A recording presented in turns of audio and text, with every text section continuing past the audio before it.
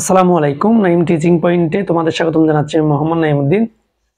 আজকের ক্লাসে আমি তোমরা যারা 2024 এবং 2025 সালে এসএসসি পরীক্ষাতে আছো, তোমাদের গণিত বইয়ের তৃতীয় অধ্যায় বীজগণিতিক রাশি থেকে একটি খুবই গুরুত্বপূর্ণ অঙ্ক সমাধান করে দেব, যেগুলো তোমাদের সৃজনশীলের ক নম্বরের মধ্যে আছে। অর্থাৎ সৃজনশীলের ক নম্বরের অঙ্কটি যদি সমাধান করতে পারো তাহলে এর মান হচ্ছে 2। আমি একটি উৎপাদকে বিশ্লেষণ করে সমাধান করে দেখাবো। এটি খুবই গুরুত্বপূর্ণ প্রায় অঙ্ক, এই অঙ্কটি আসে। আমি বোর্ডে অঙ্কটি তুলে নিলাম, তোমরাও তুলে নিবা। 9c square plus 1/9c square minus 2 plus 9c minus 1/c কে উৎপাদকে বিশ্লেষণ করো। এটা হচ্ছে প্রশ্নটা আমি তুলে নিলাম। আমার থেকে যেহেতু উৎপাদকে বিশ্লেষণ করছো, এই ক্লাসটি খুবই ইম্পর্টেন্ট 2024 এবং 2025 সালে এসএসসি পরীক্ষার্থীদের জন্য। আমি প্রশ্নটি তুলে নিলাম, তোমরাও তুলে নিবা। এরপর লিখতে পারি আমরা 9c স্কয়ার মাইনাস 2টা এদিকে আনবো plus 1/9c square plus 9c minus 1/c। আমি এখানে যে কাজটা করলাম, শুধু -2 কে এই পাশে আনলাম, একটু সাজাইলাম। এরপরের কাজটা করলাম কি 3c স্কয়ার। তো 3 এর উপর স্কয়ার দিলে 9 হয়, c এর উপর স্কয়ার দিলে c স্কয়ার মাইনাস, এরপর এখানে একটা কাজ করতে পারি প্লাস 1/3c স্কয়ার। দেখো আমি এখানে যে কাজটা করলাম, 1 এর উপর স্কয়ার দিলে 1 হয়, 3 এর উপর স্কয়ার দিলে 9, c এর উপর স্কয়ার দিলে c স্কয়ার। এরপর a square minus b square, আমরা এখানে a স্কয়ার মাইনাস 2 a সমান আমরা 3c কে ধরতে পারি, 3c 1/3c। এটা হচ্ছে b। a square minus 2ab plus b square. দেখো সূত্র প্রয়োগ করার জন্য আমরা এই কাজটা করলাম।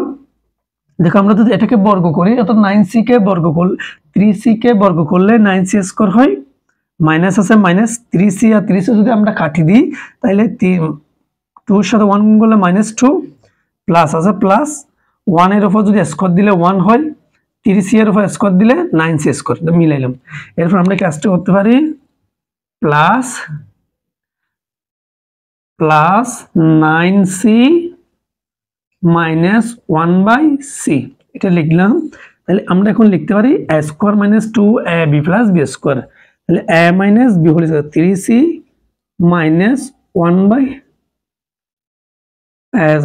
হোল স্কয়ার প্লাস, এখানে আমরা এখান থেকে 3 কমন নিই। আমরা 3টা কমন নিলে এদিকে থাকে 3c, যেহেতু এখানে 3c আছে আমরা 3c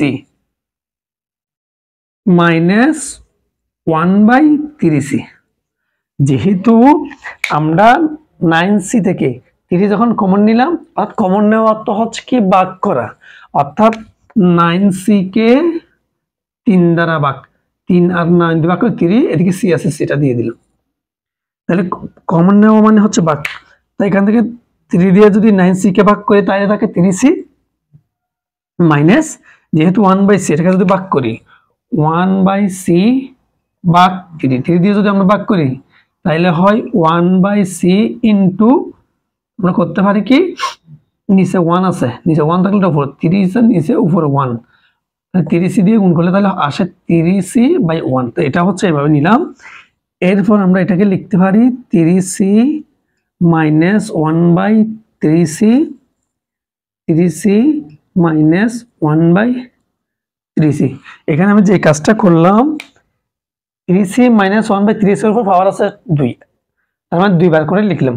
এভাবে লেখাছে, অর্থাৎ a এর উপর যদি পাওয়ার থাকে a গুণ a, এভাবে আমরা লিখতে পারি। লিখলাম প্লাস